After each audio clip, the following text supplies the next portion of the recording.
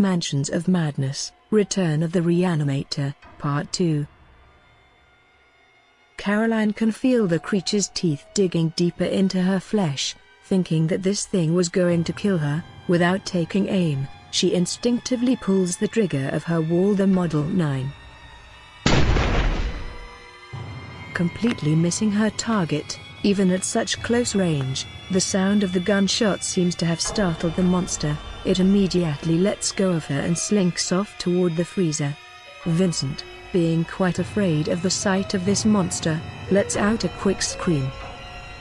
Caroline staggers north into the laboratory, leaving a trail of blood behind her. Daryl shouts, "Oh no! Vincent is in there!" and runs into the freezer. Seeing the fear on Vincent's face sends a fright down his spine. Daryl raises the fire extinguisher into the air and slams it into the back of the monster's head. The creature falls to the ground in a lifeless heap. "Did you see that?" exclaims Daryl. "One hit to the back of the head is all it took to kill that thing." He then pulls out his camera and snaps a picture of the dead body. "I've got to tell the others, in case they run into more of these things." He then runs back into the operating room.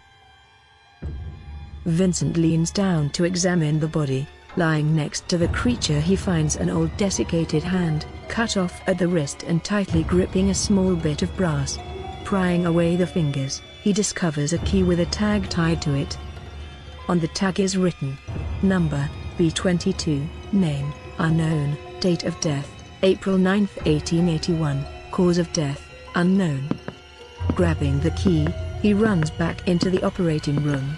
"Where is Caroline?" he asks. Daryl points towards the trail of blood. "Oh no," he says, and follows the blood into the laboratory. Dexter sets the Book of Nameless Cults on top of the operating table. "Look at this," he says to Daryl. "I think these are arcane healing techniques." Briefly reading over some of the text, he feels a dark chill course through his body. Closing the book, he quickly follows Vincent north into the laboratory. Caroline looks up at the two men as she feels her senses come back to her. She can tell by the expression on their faces, that they too feel the evil presence that is slumbering inside of this institution.